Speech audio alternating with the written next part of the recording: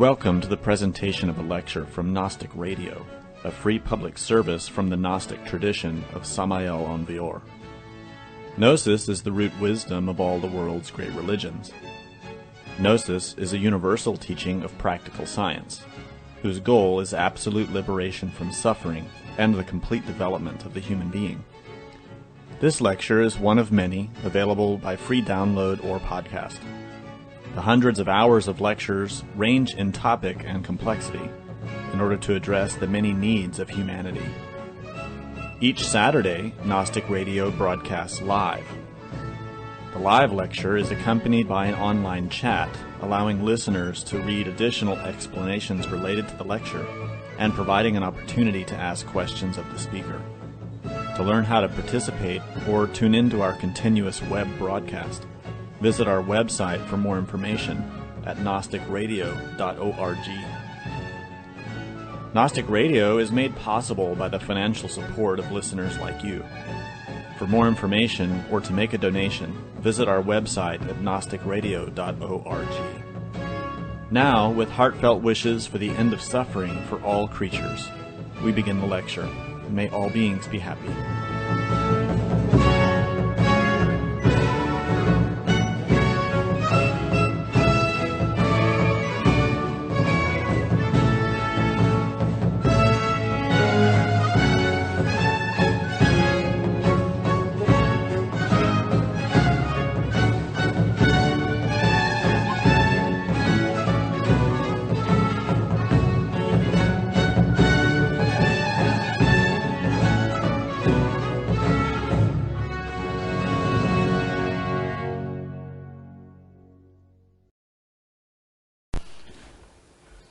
The 10th letter of the Hebrew alphabet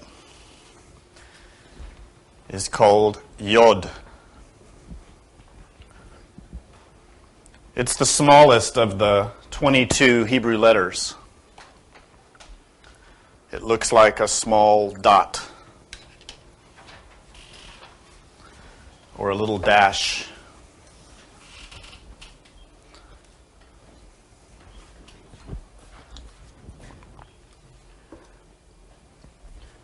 As you may have realized in the process of these lectures we've been giving about the Hebrew alphabet, every letter has significance in relation with the tree of life.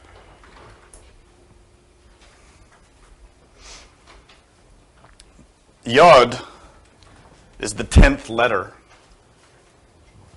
and as such synthesizes the entire tree of life, which is generally illustrated with this map of 10 spheres.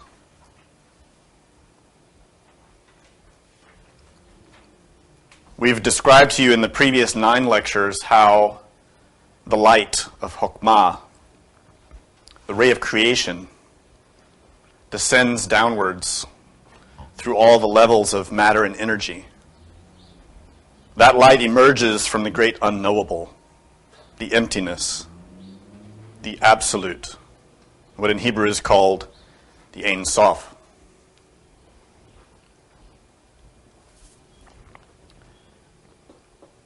When that light first emerges from the unknowable region, the unmanifested, that which is a state of non-existence, the first emergent light is the Christ, the ray of Okidanok, or in Hebrew, the Ein Sof Or.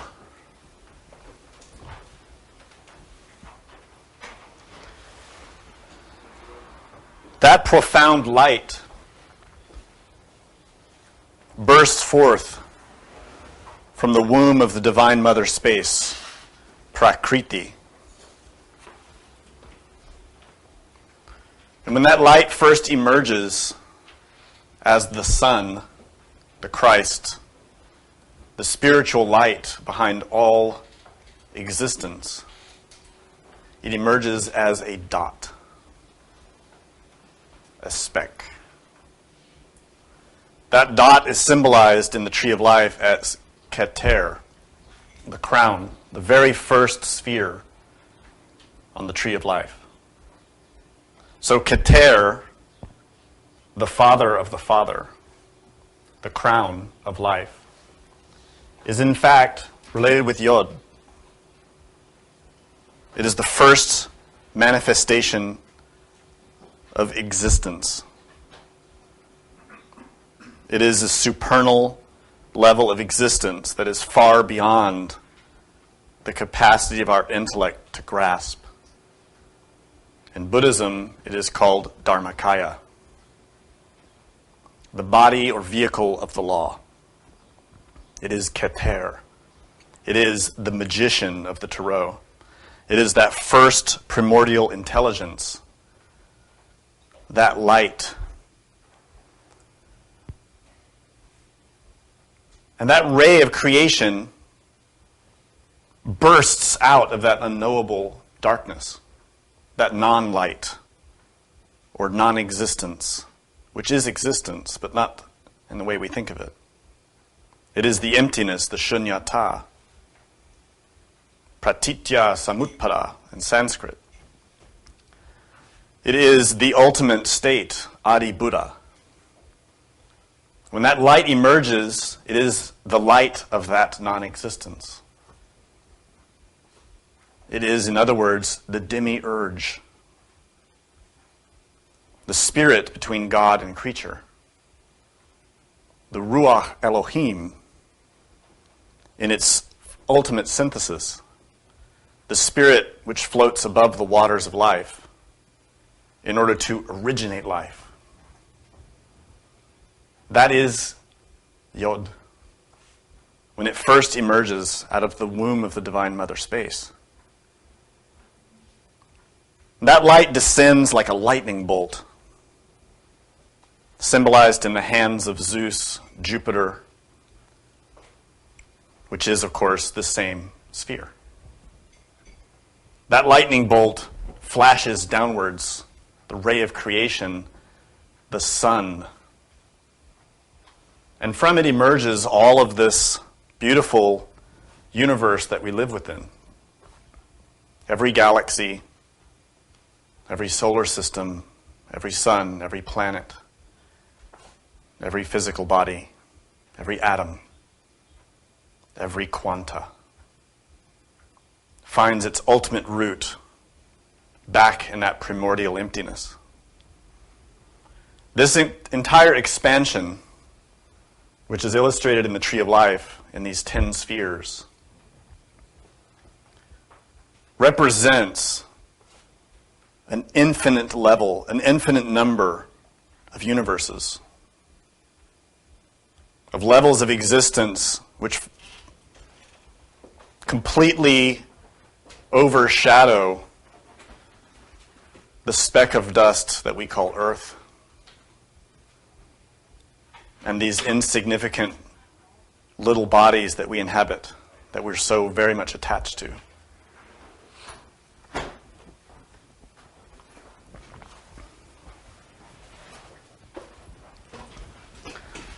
As important as we feel we are, and as much as we love ourselves, we really are deeply ignorant. We go from day to day in our lives feeling to be the center of the universe, feeling like great, powerful beings.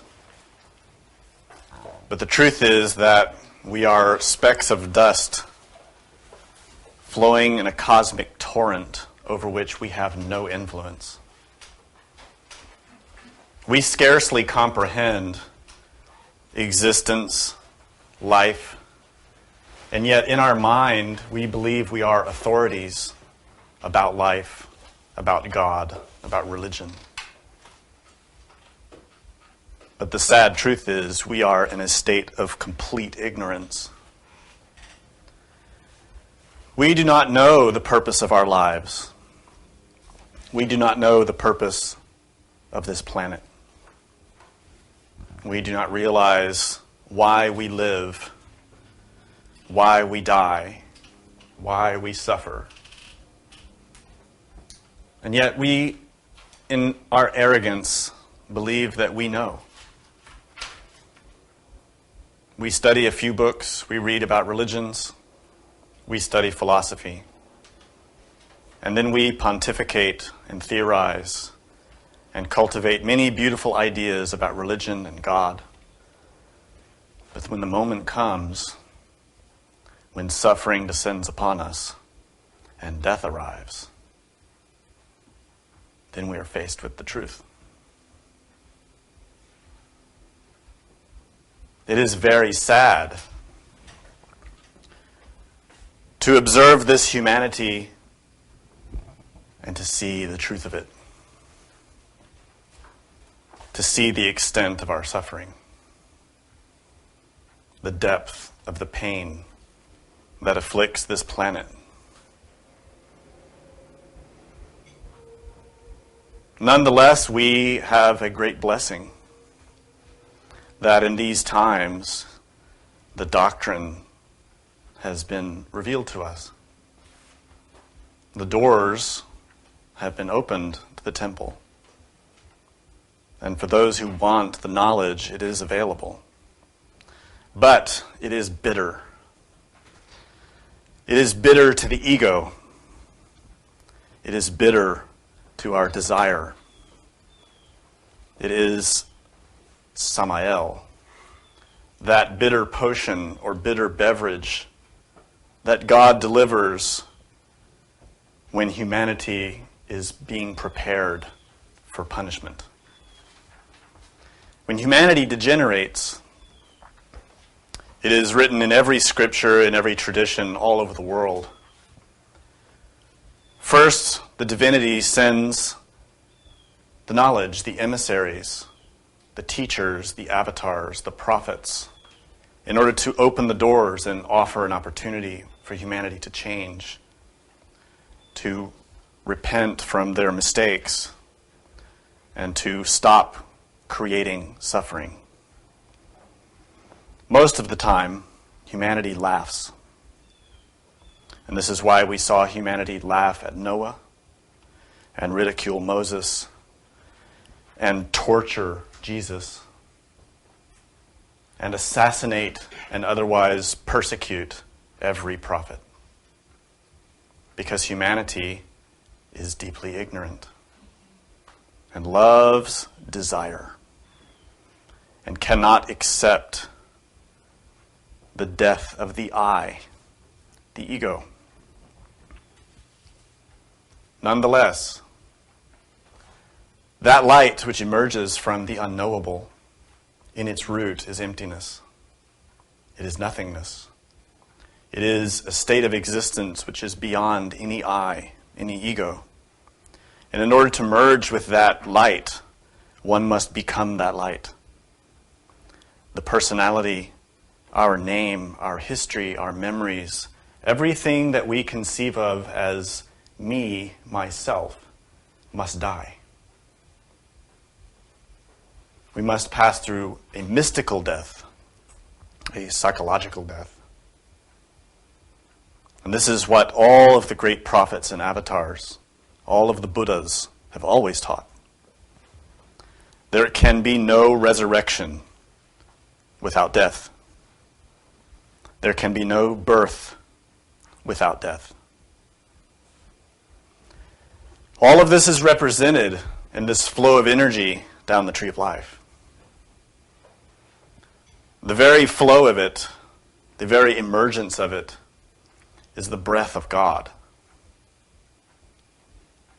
When creation exists, when the worlds are suspended in space, it is because God has exhaled. And that is why we are here.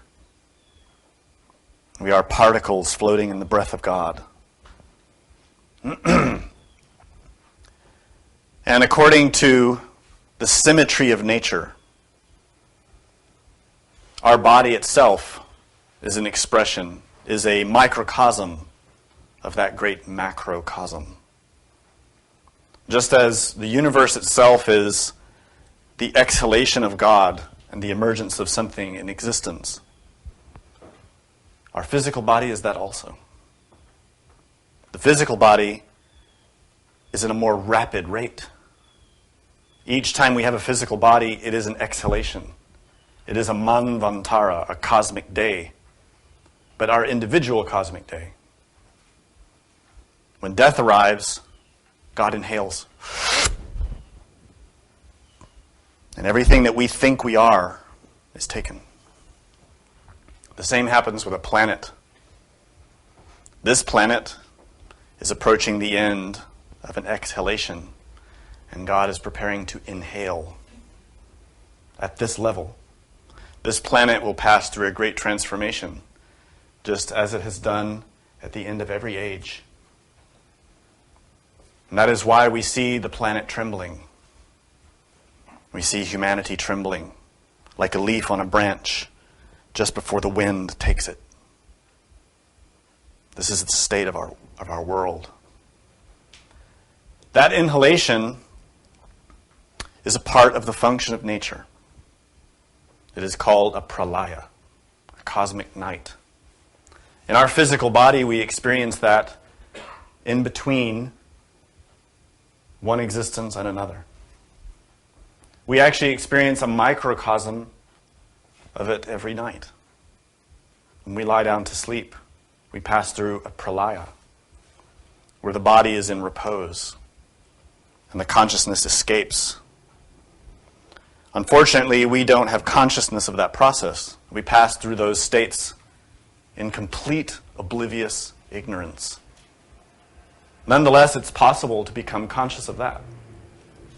Likewise, it is possible to become conscious of the state between life and life, between existence and existence, between body and body. Furthermore, it is possible to become conscious of the pralaya between the existence of one planetary form and another planetary form. It is also possible to become conscious of the great pralaya between the existence of one galaxy and another galaxy, and so on. Each one is a bardo, a state, or rather a series of bardos. This great wheel is Yod. It is the great cycle of life. It is as true for all of existence as it is for a universe, or for a galaxy, or for a solar system, for a planet, for a physical body, and for a cell, and for an atom, and for a quanta. A quanta is one particle of light. For every single dot, every yod that is manifested in existence, they are all subject to the laws which condition life. Yes, life is based on laws. Yet we remain ignorant of them. We like to think we can make up our own rules, that we can do whatever we want, and there is no consequence, especially if we just do it in the mind. We believe that we can do whatever we like in the mind, ignoring that the mind that we experience here is but the pale reflection of a level of energy and matter that exists in nature. But we are ignorant of it. Every action produces a result.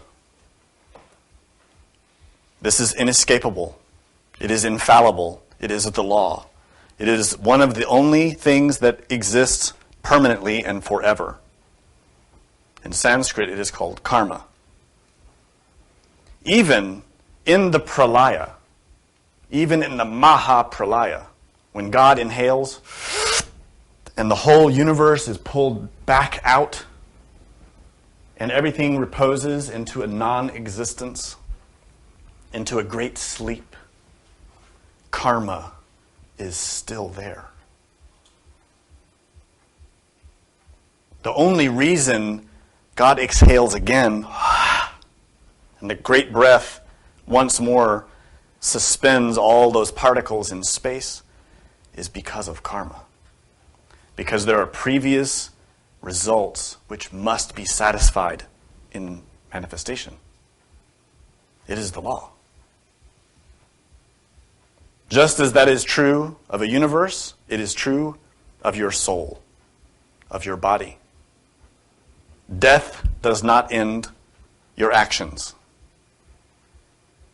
A physical death is merely a transformation of matter into energy.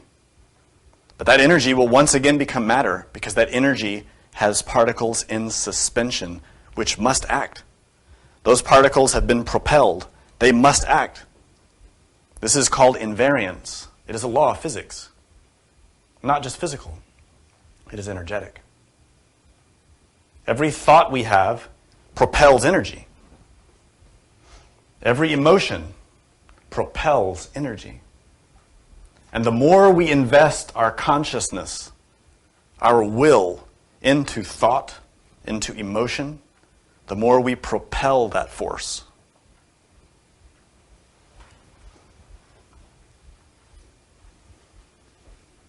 No matter what it is. Whether the thought is positive, negative, or neutral. All of the mental forms that we have within us are packets of energy which must be satisfied. This is why the Gospels, the Sutras, the Tantras, the Vedas, all of the great documents enforce again and again ethics. The importance of ethics as the basis of any spiritual life. It is not because someone is trying to impose upon us their moral values. It is because every single motion, whether physical, emotional, or mental, creates a consequence. And if our longing is to return to God, we have to become one with the law. We have to be harmonized with those forces that return to God.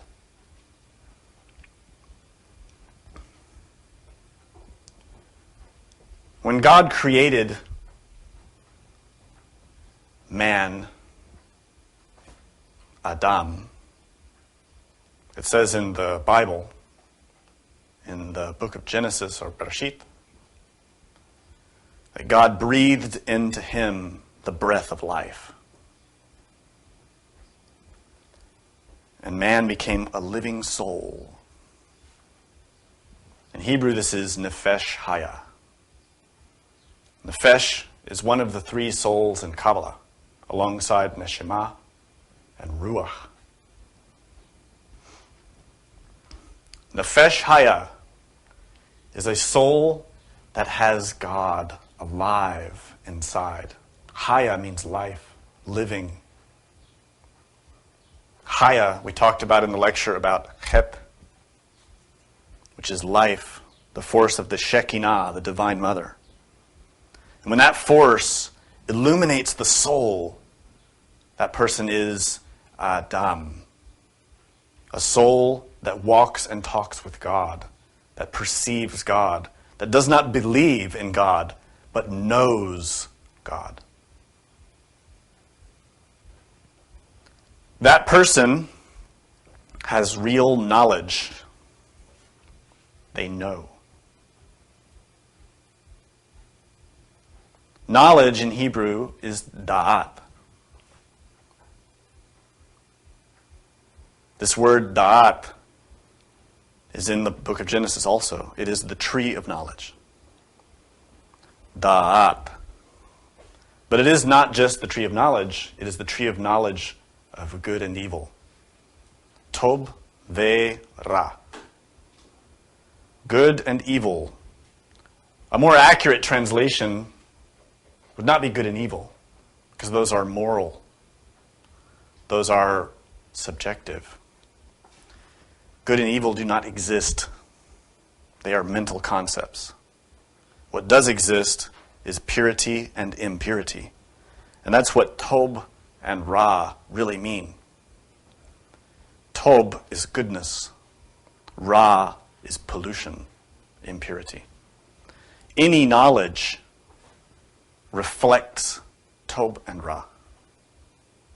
For you to have real knowledge, you have to see the Tob and the Ra, the pure and the impure. Otherwise, it is not full knowledge. For example, us. We think we have a lot of knowledge, especially materialistic knowledge. We believe that we are the greatest civilization that has ever existed.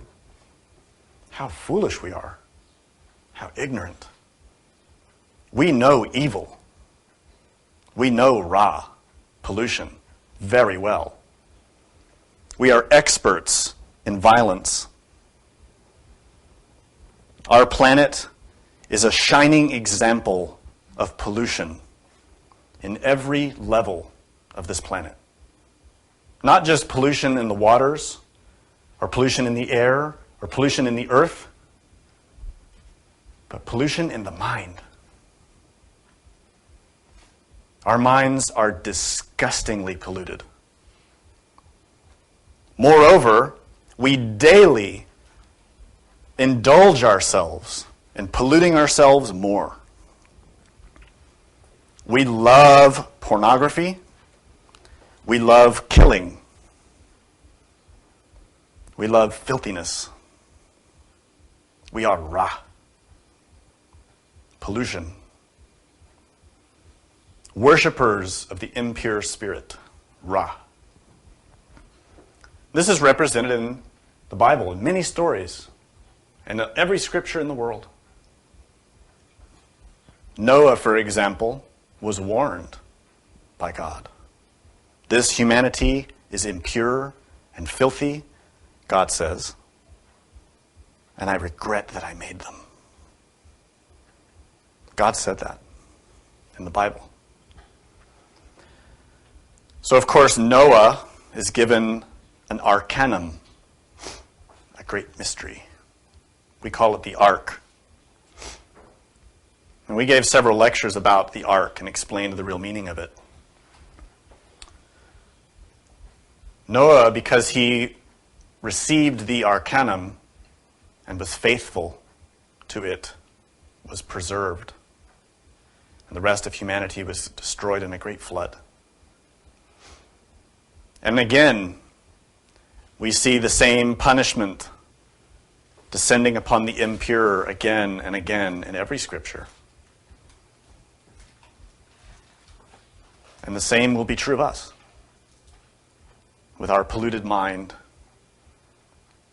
our taste for filthiness. Creates karmic consequences which affect not only us, but the universe and the planet. It affects everything. And it cannot be sustained. So periodically nature will purge the impurities. And this is a natural law. It is necessary.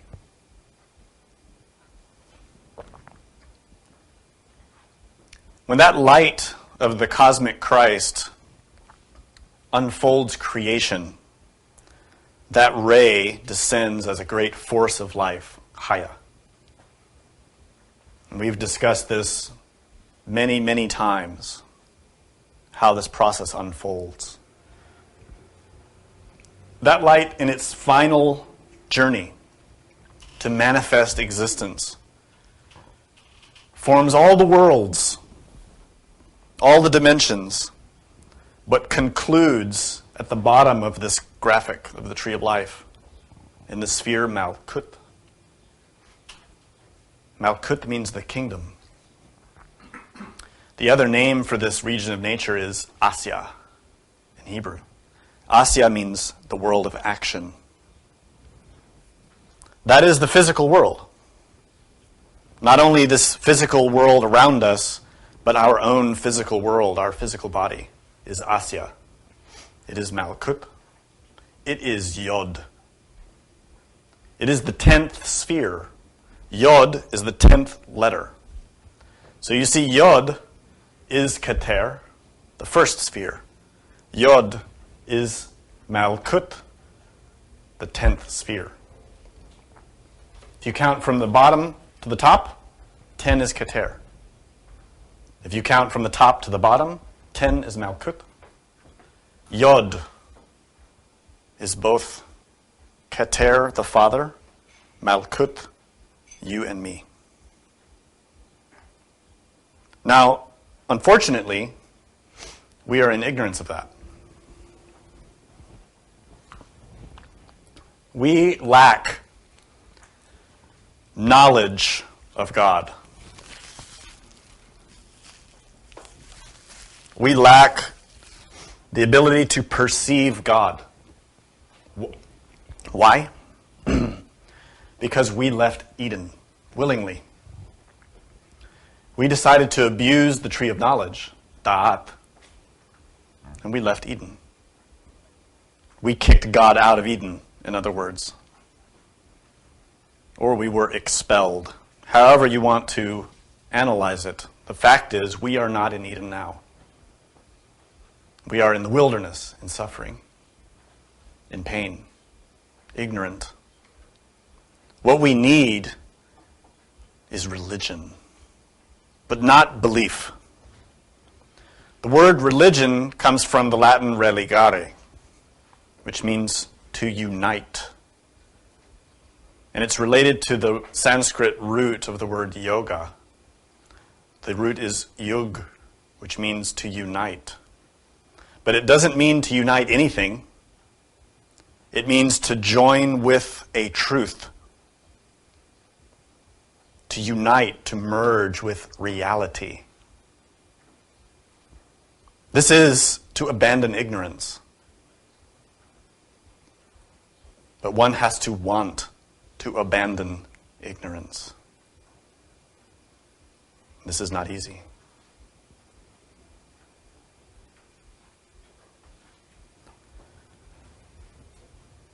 To leave ignorance is to acquire knowledge. The word da'at begins with the letter dalet, which is the fourth letter. And in the tree of life, da'at is a very mysterious sephira, which appears at the level of the throat on the tree of life. It is just below the top triangle, but it is hidden. It is the tree of knowledge, hidden in the tree of life. The first letter of da'at is dalet, which means the door. The letter dalet represents a doorway.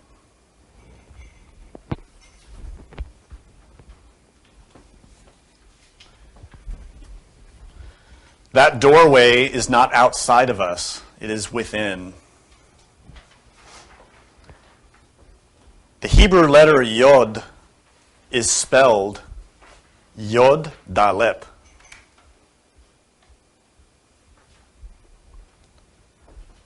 Yod dalet. In the name of this 10th letter is a door. Dalet. Why? Because Keter is the doorway into existence from the state of non-existence. Keter, the first sphere, is Yod. At that level, Keter is a door, and that light emerges into existence through Keter, the doorway of Yod. Likewise, you and me are Yod. We are the world of action. We are Asya. We are a door. But what passes through us? What is utilizing our doorway? Lust, pride, anger, revenge, jealousy, envy, fear, hate, rape, crime, stealing, covetousness, gluttony, laziness, fanaticism, impurity. Ra. Where is God? Where do we see God acting through us? We do not. We are in ignorance. We are disconnected. We have 10 fingers. These represent Yod, the 10th letter. These 10 fingers should be the vehicle, the vessel, the doorway of God that our own inner being can use to express himself in the world.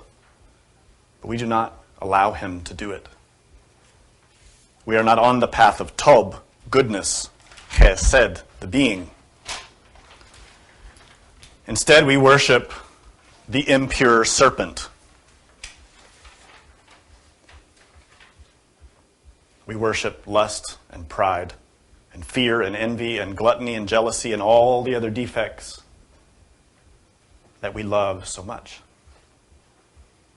We, as a Yod, with our 10 fingers, should be an instrument upon which God can play his symphony. Like a great prophet, or even like an innocent angel. We should be the instrument for God to play his music. But he cannot. Because we don't let him. We prefer to enclothe ourselves with our fears, with our memories, with our desires, with our beliefs. We prefer to clothe ourselves with a lie.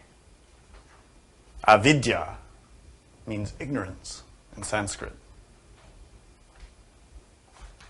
We need vidya, which is knowledge. To acquire that is possible through Yod. How do we know? Because the word to know is yada. It is Yod with an ayin at the end. See this? Yada. To know. But what do we want to know? When we approach the tree of knowledge, da'at, we bring our Yod, us, and we look with ayin. The letter ayin represents the eyes, how we see. And ayin is the second letter in the word da'at, for knowledge. So you see this? Yada is the first 2/3 of the word da'at, the tree of knowledge, the great secret mysteries, the arcanum. But starting with a Yod, which is you and me. We have to seek knowledge, and we all have that longing. Otherwise, we wouldn't be here. But unfortunately, we persist in pursuing knowledge in the wrong way. Trying to stuff the intellect with too much theory, too many ideas, too much analysis, too many concepts.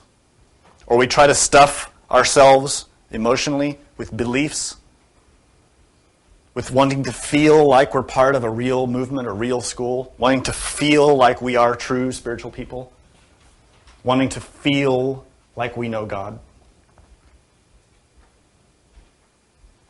These are both ignorance. The only way you can know God is through the consciousness, not the mind. Not through belief, but by awakening, by creating the soul, by becoming a nefesh haya. This is the only way. In other words, we have to see God. We need to open our conscious eyes. This is this ayin in yada. To open the consciousness, to awaken from our state of ignorance. This is not accomplished through theories or through belief. We do not knock on the door so that it will be opened unto us. through any belief or any theory. No belief can create anything that lives. No theory can create anything that lives, that has haya. Life, haya, comes from God. And to create the soul, to be born again, is a work of alchemy. It is a work that is not a theory or a belief. It is a reality. That work can be accomplished through the tree of knowledge, through da'at. And that is why we have these mysteries. And the one who makes it possible is very controversial, because he is also the one who made it possible for us to be in the mess that we're in. He is the letter Tet. The 9th letter, which we talked about in the last lecture. Tet is the serpent.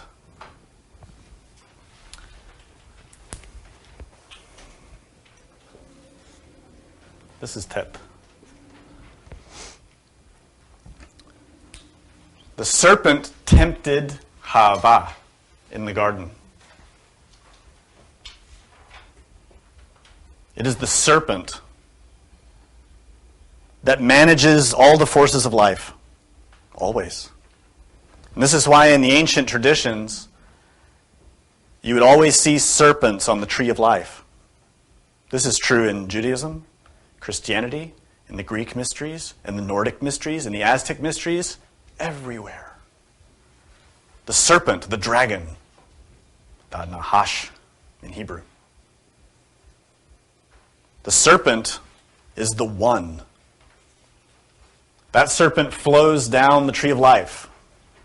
It is the Ouroboros, that great dragon of nature that bites its own tail and creates the cycle of life. That is Yod. But Yod only exists because of Tet, the serpent. The word Tet is Tet Yod Tav. The Yod is in the middle. The serpent carries in its womb the Yod. The serpent is the one who gives the power to Yod. And this is why it's stated in the esoteric mysteries that without the serpent, God cannot do anything. And this is why every prophet works with the serpent. Moses was there watching his people being killed by the serpent because they were abusing the law, because they created the circumstances themselves. So they prayed to him. They prayed to God and asked Moses, please save us from these serpents that bite us and kill us. So Moses prays for the people, and God says, raise a serpent upon a pole, and any man who looketh upon it shall live, shall have haya. That serpent upon the pole is the Kundalini. Quetzalcoatl. The winged serpent, the feathered serpent, the Nahash, the Seraphim, or Seraph. It is that serpent that rises up the tree of life, that carries the light of the Shekinah, the light, the fire of the Pentecost, up the tree of life and illuminates all the churches and awakens the soul. That serpent is dual. You see how the ayin has 2 arms? Those 2 represent our 2 eyes. They also represent Tob and Ra. In other words, by our use of the serpent, we awaken in good or evil. As a prophet or as a soothsayer. As an angel or as a devil. The serpent is the one who has the power. That's why Samael rides a serpent. Samael, that bitter beverage, which is the doctrine, is empowered by the serpent, rides upon it into Eden. in order to question Hava, Eve. But Eve succumbs to desire, falls into temptation, takes from the tree of knowledge, and corrupts herself. Corrupts herself. This is what we do. When through our own ayin, our own consciousness, we take the energies of life, the fruits of the tree of our knowledge from moment to moment, and we abuse it. We use all these forces and energies that we receive every day, and we feed desire. We sustain our resentments. We imagine and indulge in our anger in our mind. We want what we cannot have. We want respect, money, power, safety, security, love. And yet we do not give them. We want, and we do not give.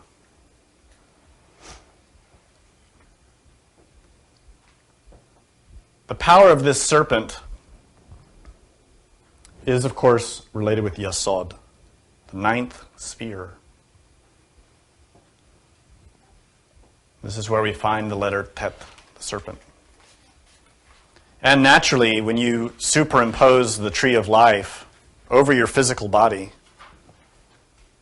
Tet, Yasod, is related with sex.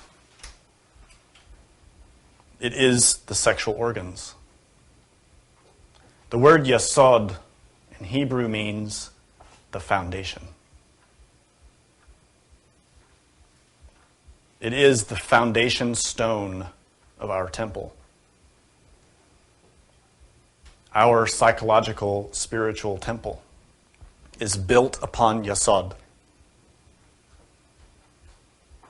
Whether that temple is pure or impure. You see, even the devils rely on Yasod. Even the demons. Because in Yasod is the power of Haya, life. It's the power of sex. Everything that exists is born through sex, without exception. Even the planets, even the suns, even the stars, the galaxies.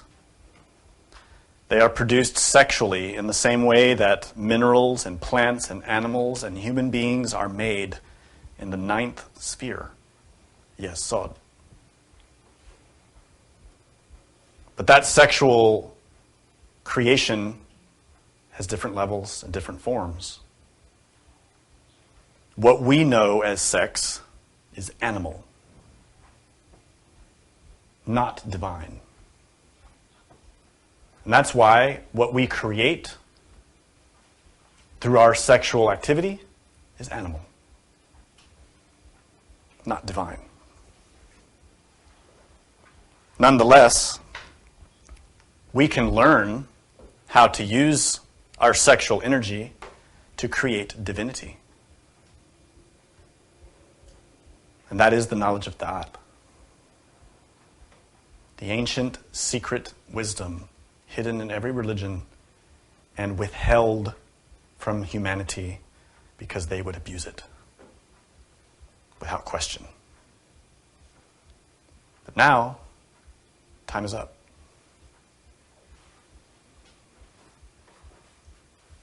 The age is coming to an end.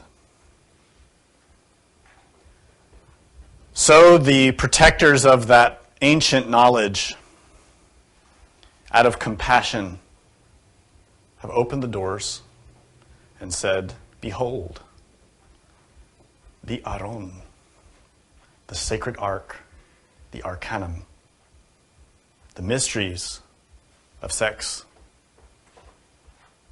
And if you would take advantage of it and use it, you can restore yourself as a nefesh haya, a living soul. You can take the advice of Jesus of Nazareth and be born again of water and spirit. to be born of the Spirit, not of the flesh. You can harness the power of Tantra, the continuum of energy, of Haya that flows through all of nature, but condenses in its most potent, powerful, dangerous force in our physical body as sexual energy. That energy is the foundation of life, whether that life is physical or spiritual. But one must know how to use it.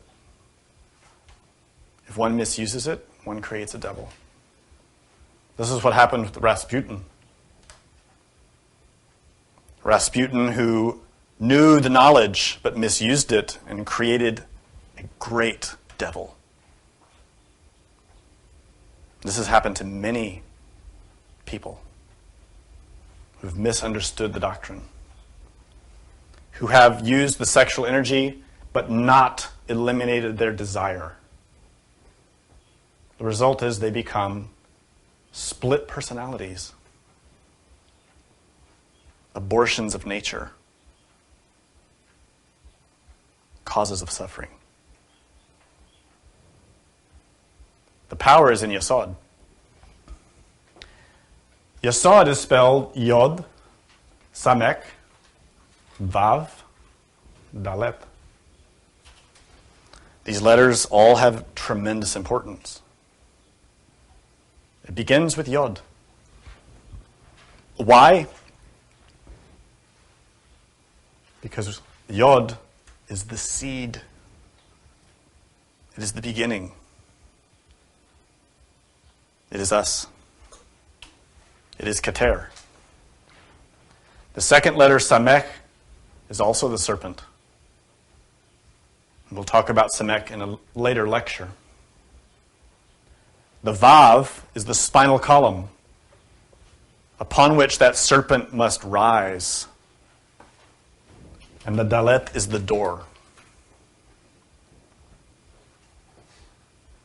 So you see, the word Yasod, or foundation, hides in its letters the mystery. Through the door, the Dalet of sex, we have energy in our spinal column, our nervous systems. The ultimate expression of all the energy in our nervous systems is sexual force. Yet we have a choice of how to use it. To use the tree of knowledge wisely or stupidly. We tend to use it stupidly. We use sex to feed desire. We use sex as power. We use sex as a drug.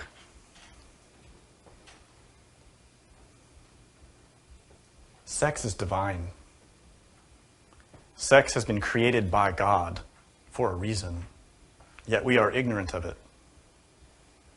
We who think we are the masters of the universe, who are really just troglodytes in the mud,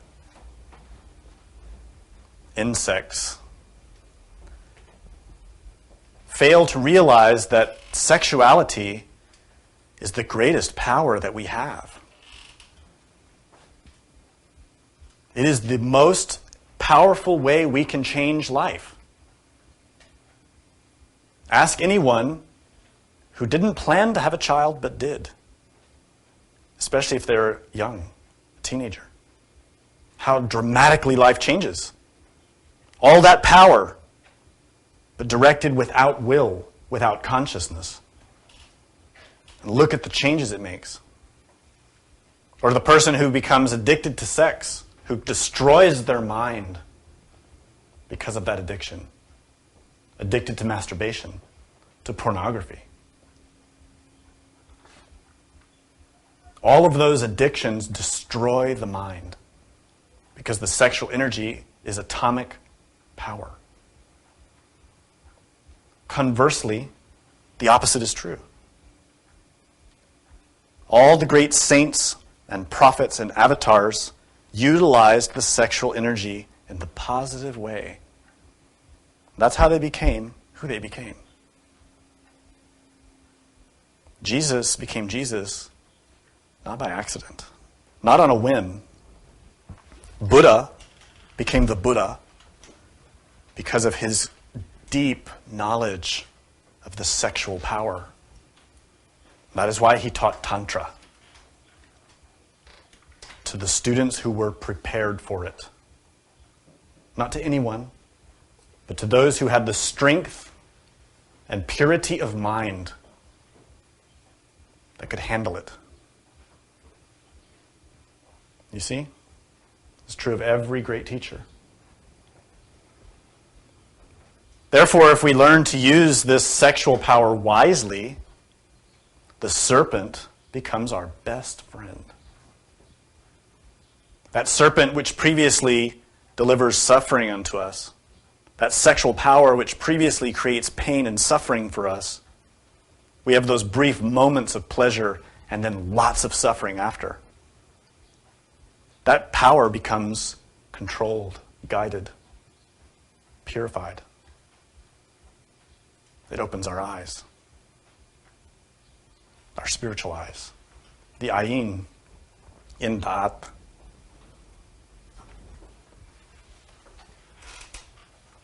That fire in Sanskrit, or in Hebrew, is called Esh. It is spelled Aleph, Shin. Esh. That is fire.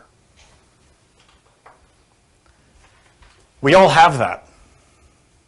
Every atom in our body is filled with Esh. We have life because we have Esh. When we die, the fire is taken out of our body. It decays. It returns to the earth.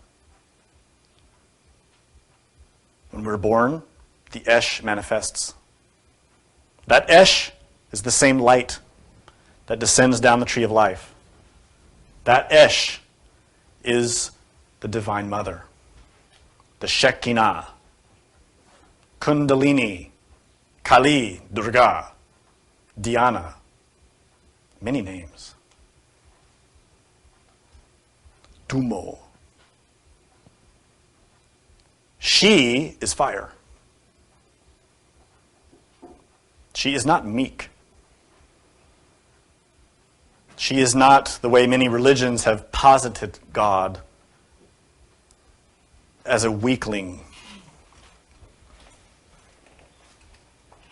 She, the goddess, is the force of life itself. She is the flame that illuminates every sun. The flame around which solar systems rotate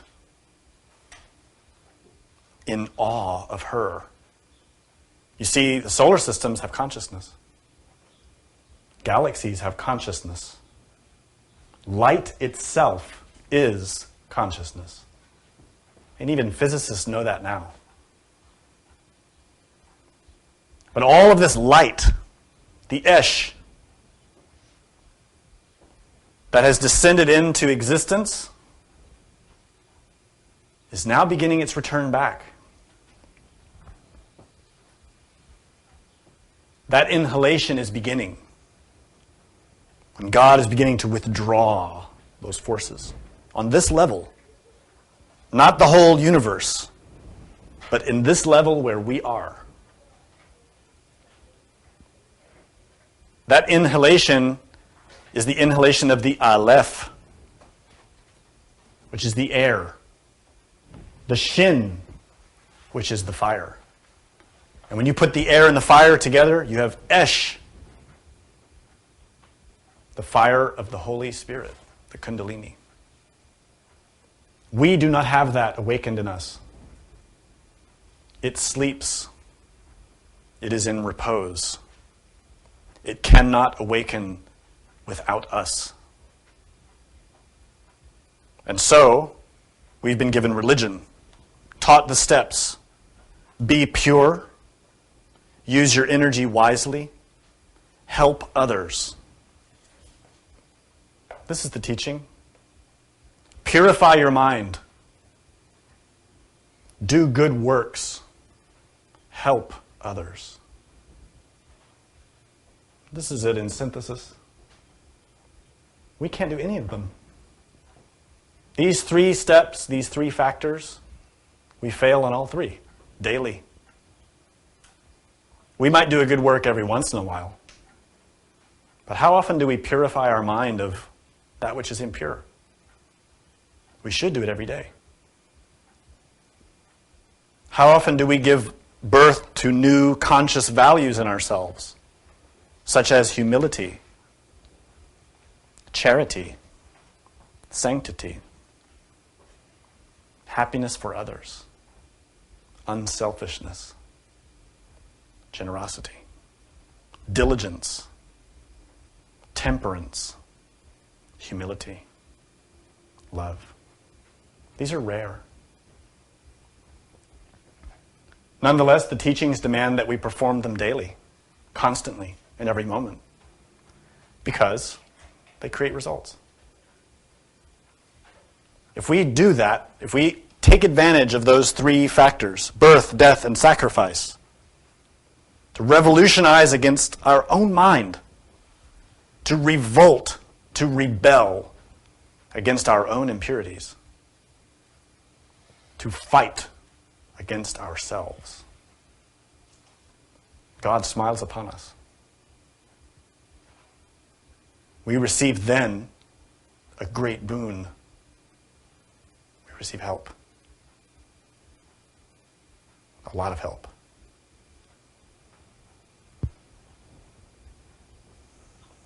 In that context, when we look at the scriptures, we see, for example, with Noah. After God sent the flood, the waters, to wipe out all the impure ones, Noah was left, and God said to him, I will make with you a covenant. As long as you are true to this covenant, I will protect you. And I will symbolize this covenant by a rainbow. It's a very beautiful story, very touching. And Noah received the covenant from God and perpetuated it throughout all the rest of the prophets in the Bible. The great covenant between God and his people, between Israel and Elohim. That covenant is Yesod and Malkut unified. You see this symbol? The hand clasped is Yod. When you write the letter Yod, it can mean a closed hand. Why? Because we need to capture the forces within us, to preserve them, to hold them as holy, as sacred, and to protect them. We need to unify Yesod and Malkut to return once again to be one sphere. Before the fall from Eden, they were. You see, Malkut is the fallen Sephirah. But we fell from bliss, from Eden. Malkut descended. Now we suffer. The Yod is the covenant, the science, the agreement of how to unify Yesod and Malkut, to make them one. What does that mean? It means that Yesod, our sexual force, our vital energy, must be in perfect harmony with Malkut, our body. And right now it is not. They fight.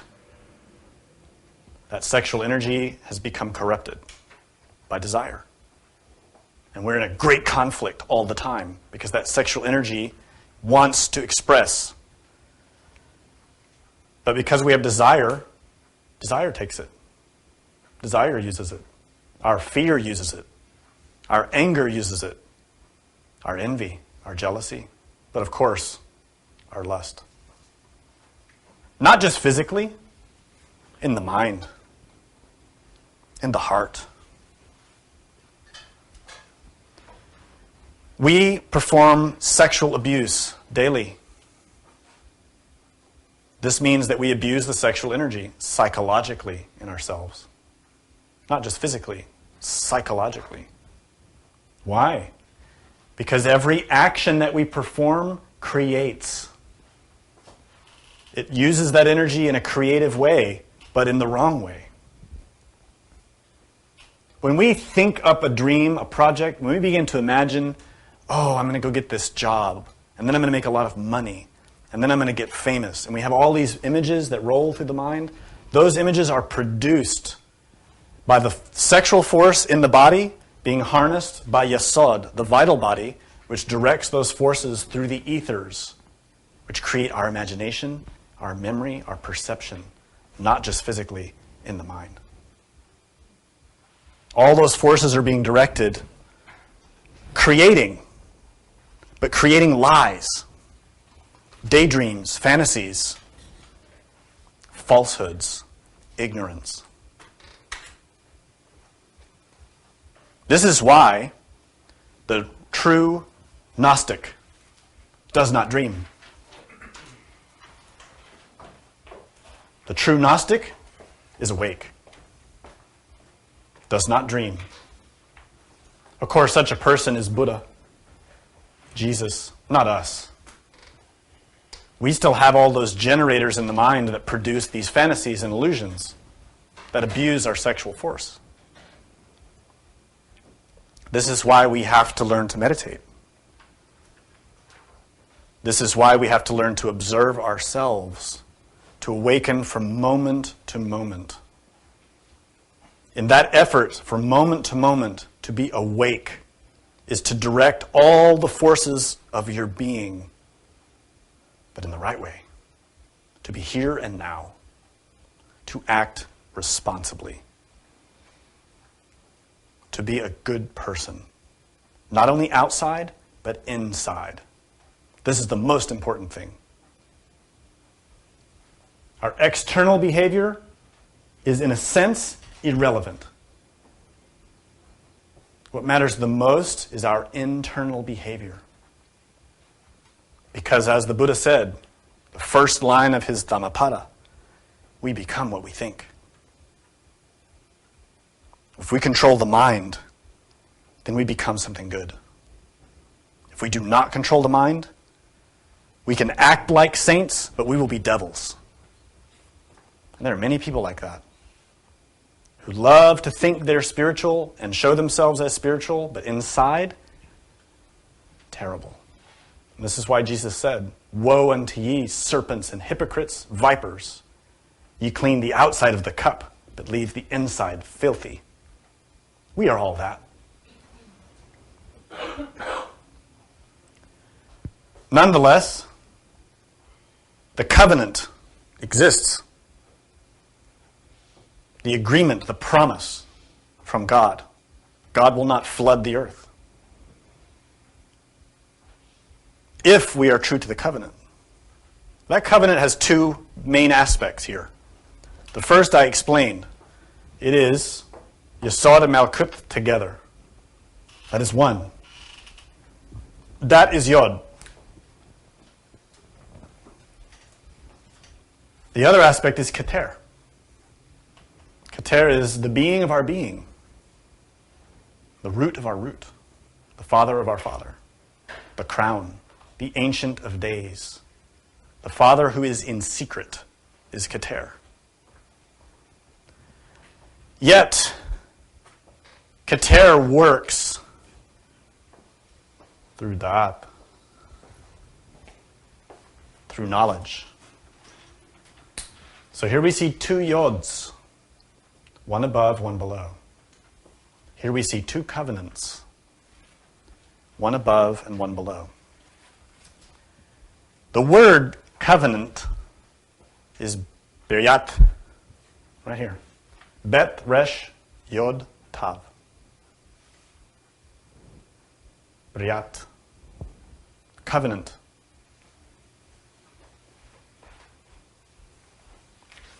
Baptism.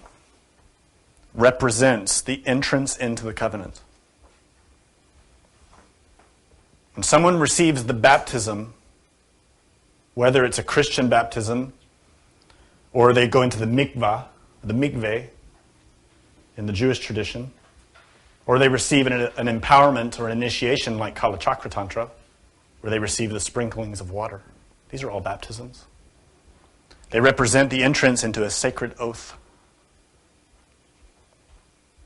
This is a sacrament, a sacred act that represents the promise of the nefesh, the soul, which is still an animal soul, to enter into the covenant in order to become a nefesh haya.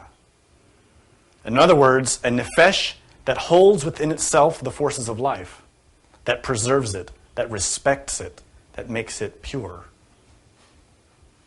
To become like Adam once again, to return to Eden. Nefesh haya, a living soul. In every one of these traditions, originally, the penitent one would take an oath, a promise, to not engage in sexual misconduct.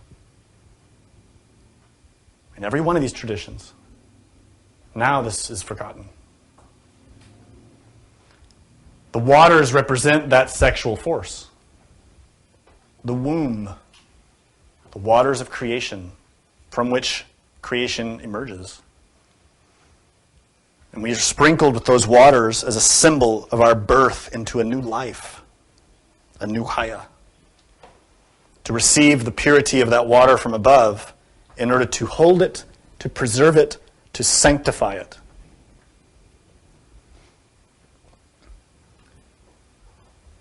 Yet, the water holds a secret. Because inside of the water is fire. The word water in Hebrew is ma'im. Two mems, but in the middle is a yod. In the midst of the waters is the covenant, the yod. You and me, we're in the waters of existence. We have in our waters the potential to become something else. But that potential is hidden in the yod. That potential is called esh, fire. The fire of life is hidden there. This is why when the person succeeds and they enter into heaven, they enter into shamayim. It's the word mayim for water, but starts with shin, which means fire. Fiery waters. It's always translated as heaven, but it doesn't mean that. Fiery waters is the entrance into Eden, bliss. Shamayim. You see that shin is the other half of esh. The aleph is the air. Jesus tells Nicodemus, to be born again, you have to be born of water and spirit. What is that spirit? Ruach Elohim.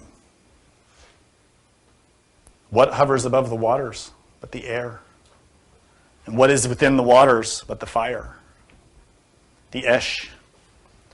In other words, when we take the covenant, we practice that. We sanctify that covenant, the sacred knowledge, to preserve those energies and utilize them well. We create fire. Kundalini. Through our action. In asya, in the body. Through action. The fire is generated. That light, which had descended downwards into the body as its final synthesis, when we take the covenant and we utilize it, that fire begins to go back. But changed, transformed. This is how the Divine Mother awakens. Through the covenant. When we do that, when we harness that force and we utilize it, activate it, and awaken it, that esh emerges inside of the covenant.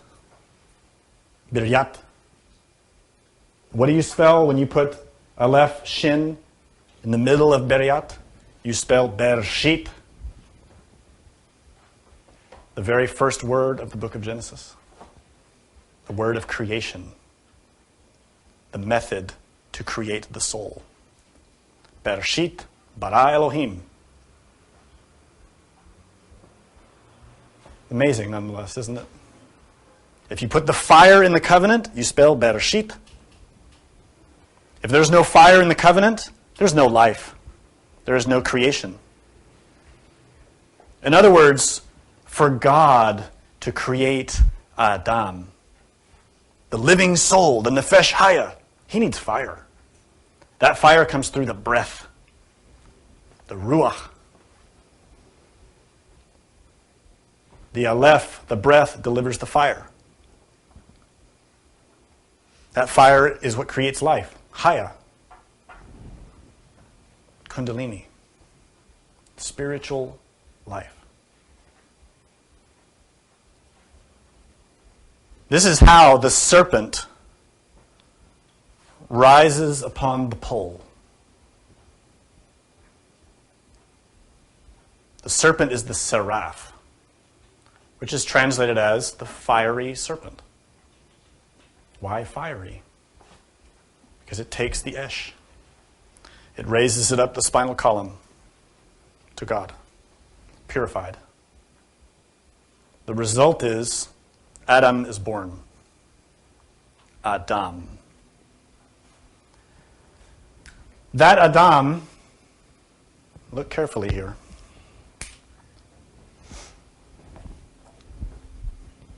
You see here we have two covenants. The one below, the one above. We have the spinal column, which is the Vav.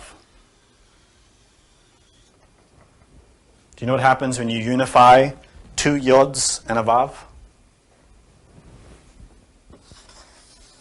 Aleph.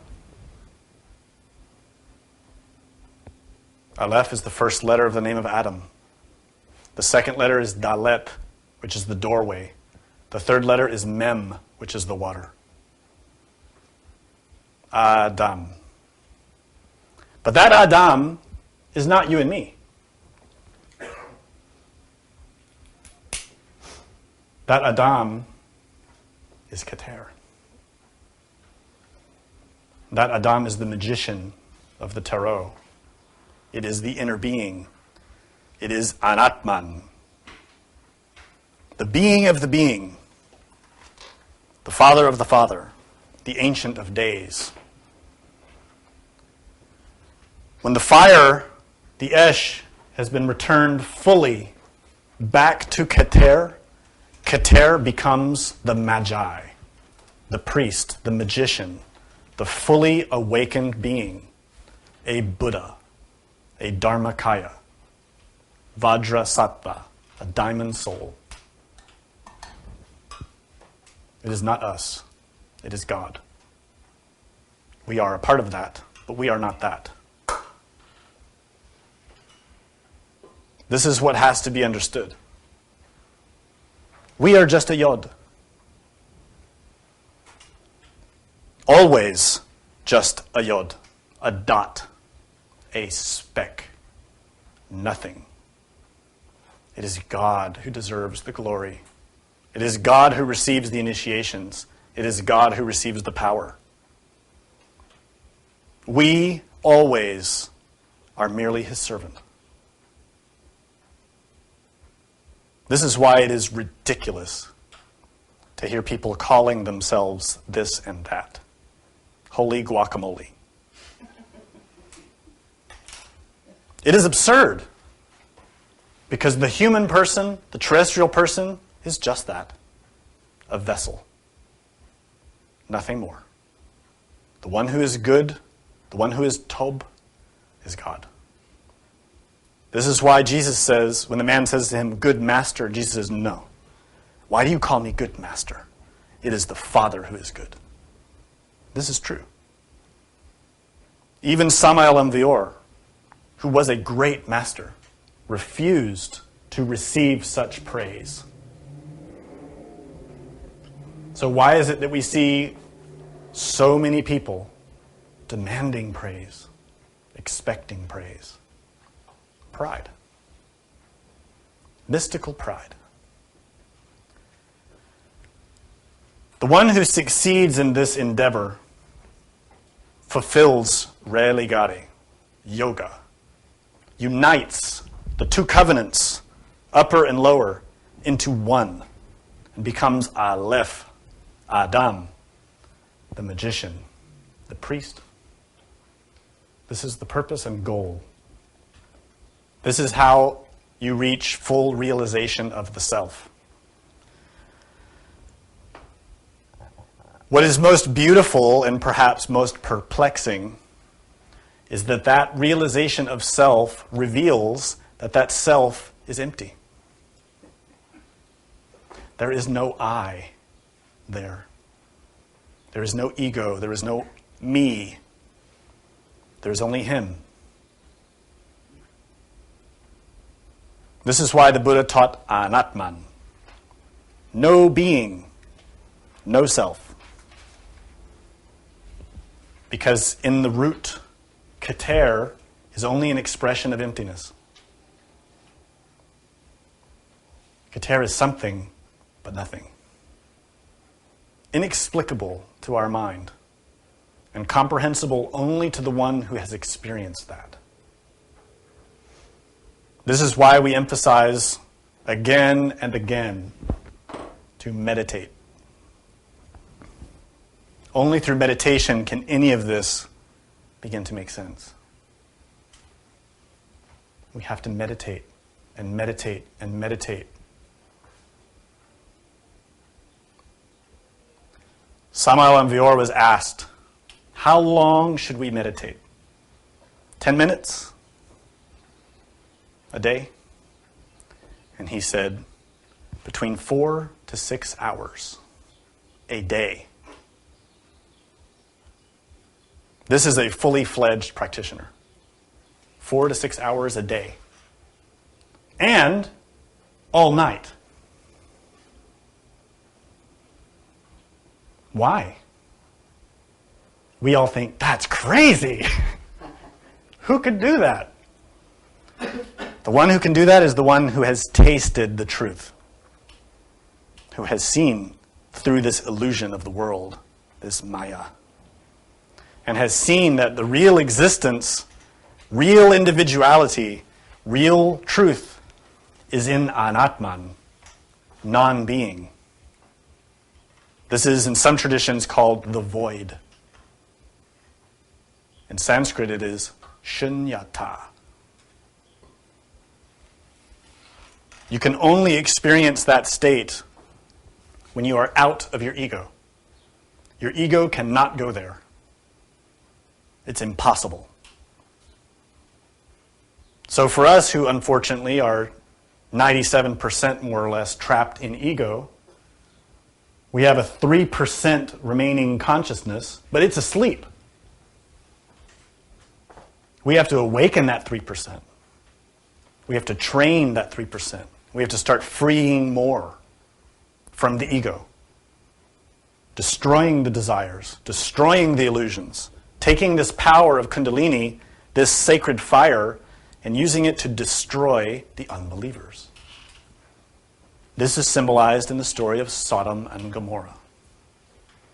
You see, God promised not to send a flood, but in the covenant gave the fire. That fire is Christ. And God says then, I will destroy the impure ones with fire, not water. So then we see all of the degenerates in Sodom and Gomorrah performing sexual degeneration, like now, and God sends the fire and burns them. This is what we have to do in ourselves. That power is there. It is the power of Durga, Kali Ma, the Divine Mother, Kundalini. This is Athena with that spear in her hand, The spear is the spine that is inflamed with pure fire. She has the power to kill Medusa. Only the Divine Mother has the power to destroy the ego, because she is Binah. She is Shakti, that energy and fire of God, which is the spouse of Shiva.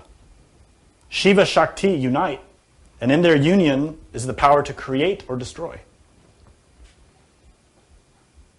We either can create more egos in hell, or we can create soul. To create egos in hell, you destroy the soul. To create the soul in heaven, you destroy the ego. Simple. To say it, not to do it. To do it is very difficult. And that's why all the great heroes descended into hell to redeem their beloved.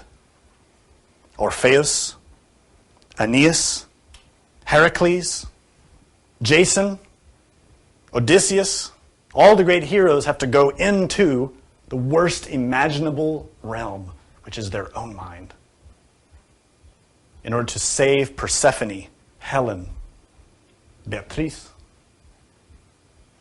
the soul, Eurydice. We have to do that. To take the Esh, to create our armaments, which are the soul, the golden body, the Sahu, the Merkabah. And once armored, to enter the second mountain. Only the Bodhisattvas can do this. Those who are on the direct path. They have created the soul, the solar bodies, the golden bodies, the wedding garment. They enter into hell to liberate that level of hell and gain access to that level of heaven. 9 times. 9 heavens, 9 hells. And upon completing it, they die. This in order to resurrect. To become perfect. Like our Father in heaven, who is perfect. This is a great work. And every step is painful. Every step is bitterness, because we have to pay what we owe.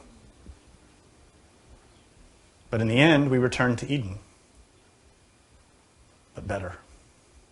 With knowledge. With mastery. In this way, we fulfill all the prophecies. We fulfill the covenant.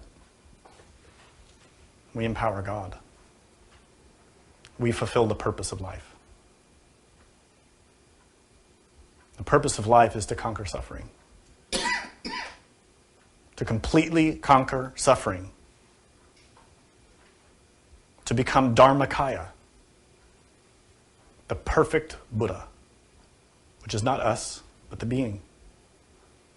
And then we become his exponent, his voice, his vessel. It is possible if you have the willpower to do it. Do you have any questions? Yeah, when you say, the Master talked about meditation 4 to 6 hours and throughout the night. But obviously we have to keep, observing ourselves throughout the day, right? Comprehending ourselves. It's a daily, it starts with physical action, I would think, right? With our upright actions, upright feelings, and upright thoughts, right? So when we get the misconception of doing what we want during the day, then we sit down to meditation, where in reality we have to observe ourselves constantly, or we have no chance really in meditation. Are you asking a question or making a statement? Yeah, you're right. I'm a meditation teacher. Meditation cannot exist if there is no consciousness of oneself. In order to meditate, we have to be in a continual state of conscious awareness. That is all the time. 24 hours a day, even when you're sleeping, when you're going to the bathroom, when you're eating. Whatever you do is to be conscious of what you do and to expand that consciousness of what you do. It takes a lot of effort. Especially for us, because the consciousness is very weak.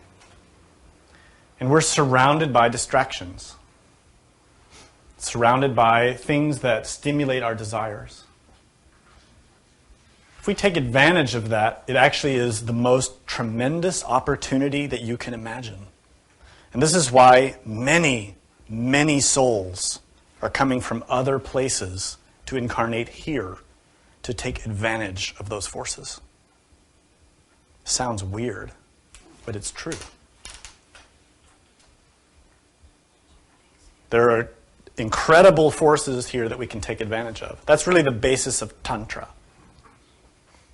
The basis of Tantra is to harness everything and use it for good.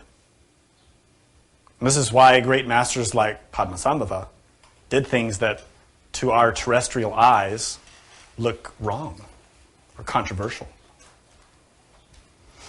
But such a great master has a kind of vision that sees far beyond our terrestrial subjective morality. He could see the karma. So for us to really meditate, we have to be in a state of meditation all the time. Not just for a few minutes a day. That's really fruitless. The effort to meditate starts right now. If you really want to transform yourself, you should be meditating now. Eyes open, active, walking around, meditating, reflecting on yourself, watching yourself, subduing your mind. Consciousness active, attentive, watching. Then, when you have the time, any time, you sit, you close your eyes, you go deeper. It's simply an extension of what you've already been doing all day. There's no difference except you close your eyes. And you retreat from all physical sensation. But the activity of your consciousness is the same. In that way, you can see that meditation is very easy. People complicate it with a lot of theories, a lot of complicated ideas, a lot of beliefs, and it's all hogwash. Which is a funny word, but I like it.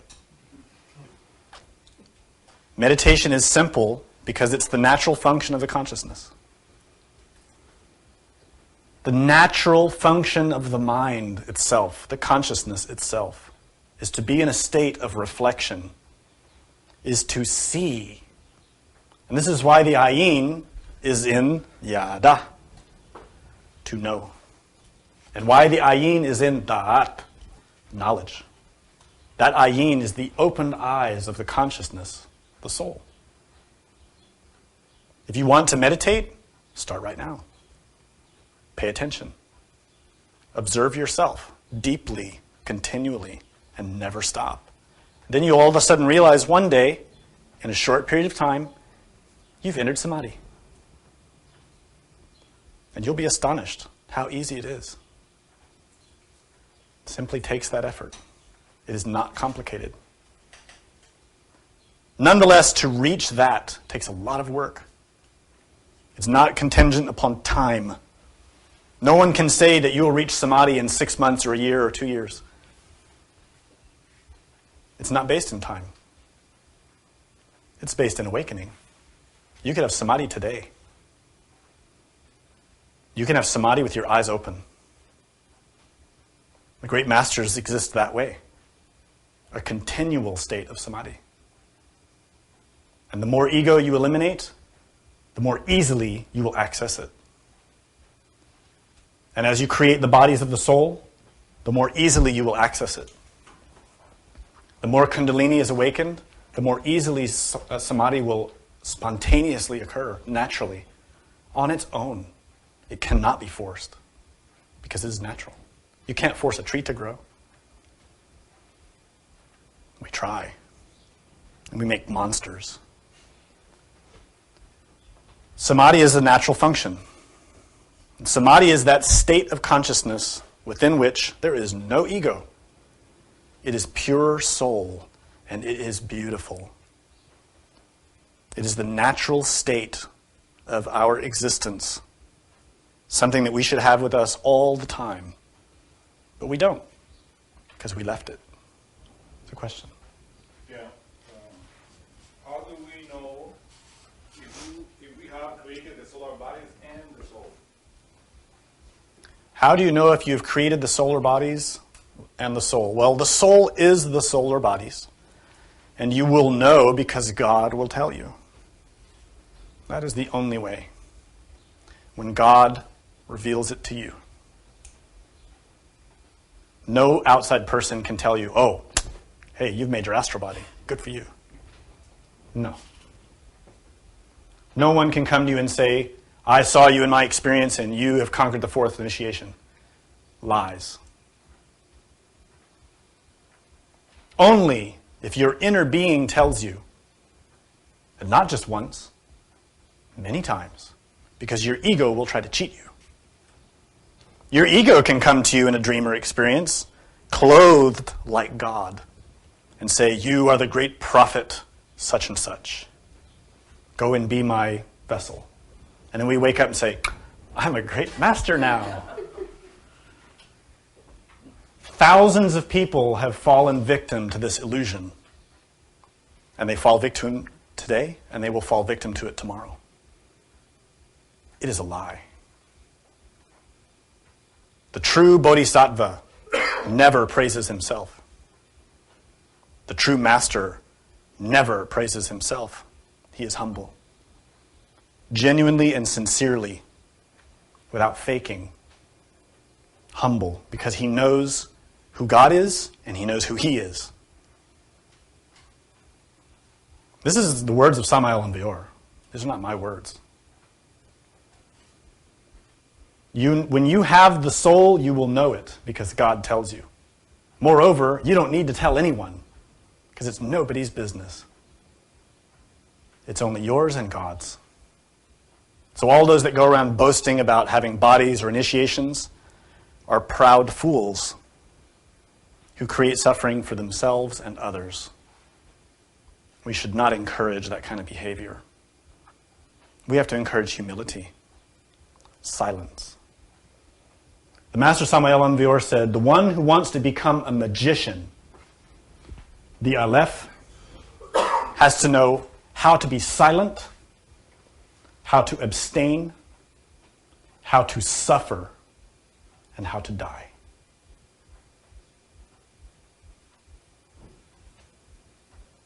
Four things. If we are not performing those four, we are not working in the right way. Is there a question here? Yeah, Berto. Liberto? No? Anyone else? Yes. Do every planet pass through the stage in which humanity suffers tremendously to the percentage of ego that we have right now? That's a good question. Does every humanity suffer or pass through this phase of development with this much ego? No. The phase of development that we're in, which is the fourth round, the fifth race in the fourth round of the terrestrial round, related to physical matter, is a universal experience for every planetary humanity. That much, yes. But to have this much ego, no. This planet is very unusual. It is distinct. And it's because of a whole set of complications and problems that happened which created these karmic circumstances. This is why there are a lot of intelligences who are investigating this planet to try to understand what happened here. Many people call them extraterrestrials. And they see things and imagine many things. But these visitors are just trying to understand why this planet is so corrupted. They're trying to help us.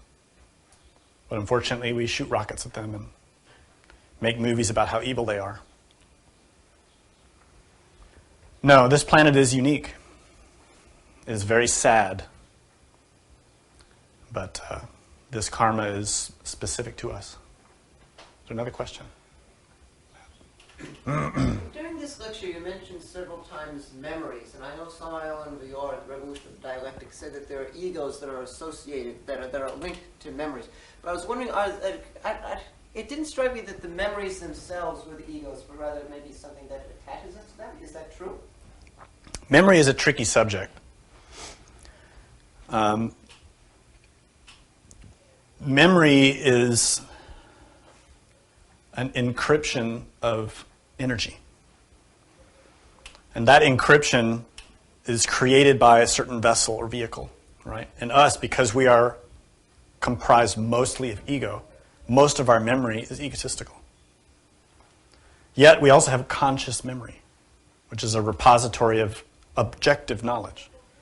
But most of it we don't have access to because we're asleep, right?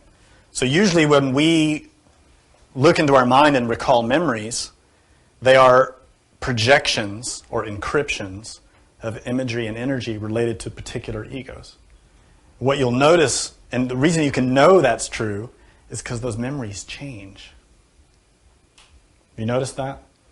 Through your life, as you start reflecting, you look back on memories, there's always differences, there are always changes, and sometimes you're not sure, was this the way or that way? And how did that really happen? And then we get confused and blurred. That's all subjective memory related to the ego. And that's because those egos are alive, and they filter and continually modify in order to feed themselves, in order to make their case, right? So we may have had an experience when we were young that was strong or traumatic. And later in life, even later that day, we start remembering it differently. And the next day and the day after and the year after, even if we start telling the story, the memory changes. We start to make it more dramatic, right? More intense. We add things, we change things. These are all subjective.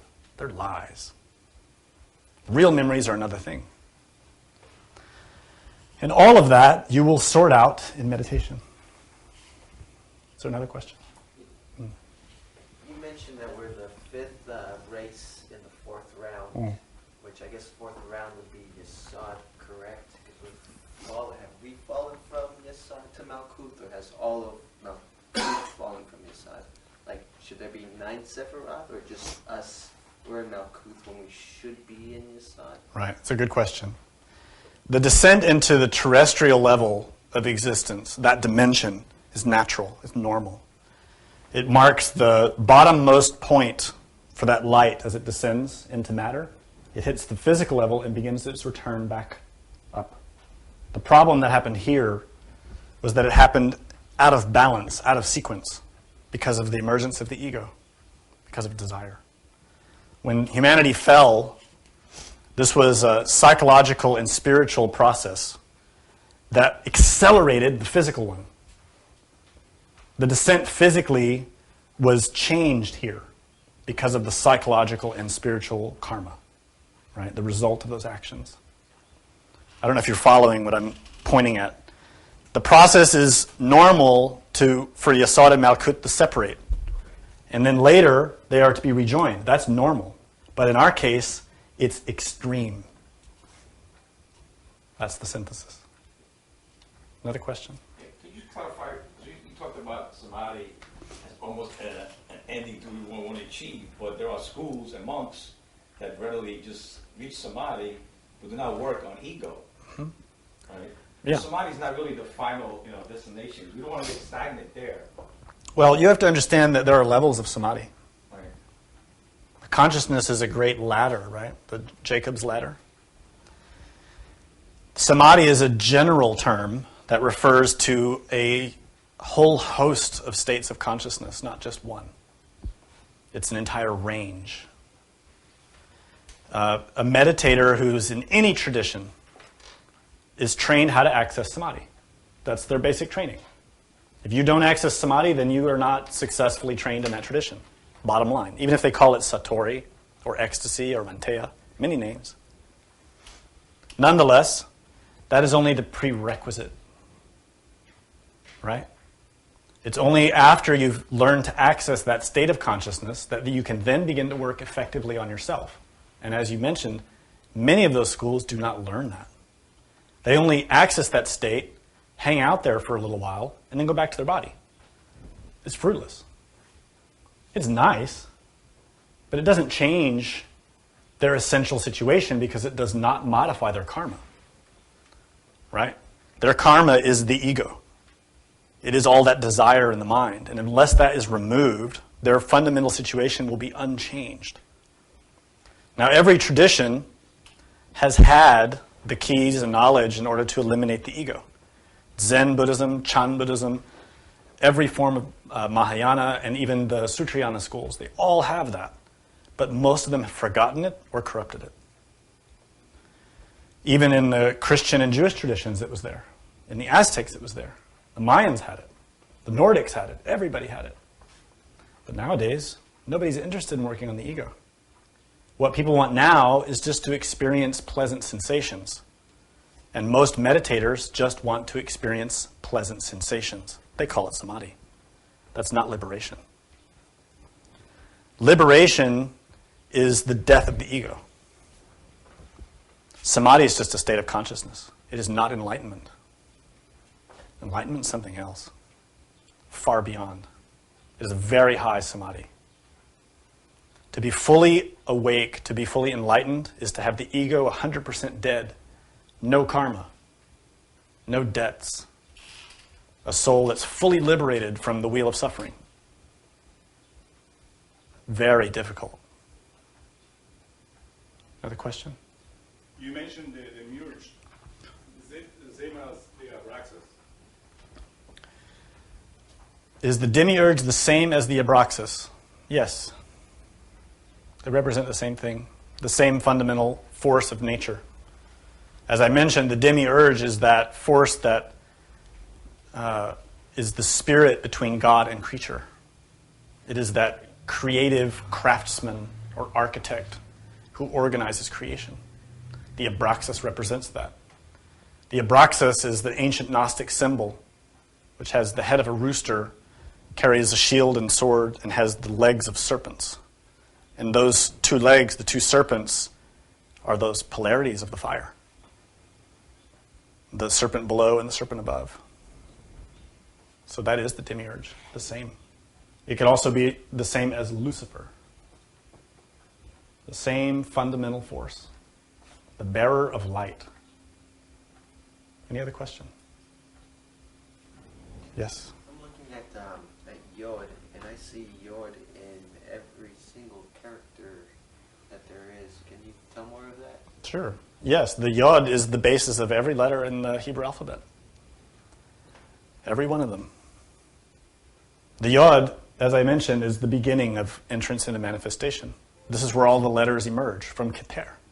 All the letters come out, right? And form the tree of life. Those are the letters. So every Hebrew letter, you look at the shapes, you just see variations of Yod. The Vav is a Yod extended. The Aleph, 3 Yods. The Shin, 3 Yods. Samek, Tet, a Yod in motion. They're all the same. Nonetheless, the Yod is just all of those forces in potential. Like us. We are not soul yet. We are an embryo. A seed. The essence. For the soul to be there, we have to take all those archetypes, right? The potentialities that are within us, and elaborate them, to grow them. That is why the Yod represents the beginning of the covenant. It is not the completion of it. The completed covenant is Tav, the last letter. And the Tav is the last letter of Bereshit. That is the end of creation, right? Bereshit ends in Tav.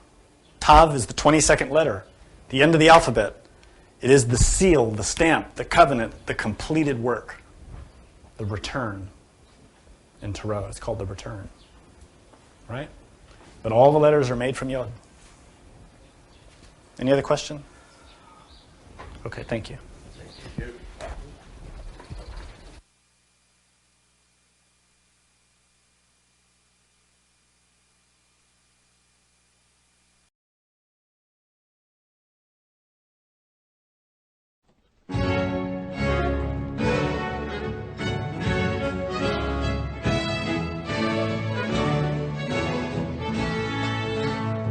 The presentation of this lecture was made possible by donations from listeners like you. Help Gnostic Radio to help others. Make a donation by visiting gnosticradio.org.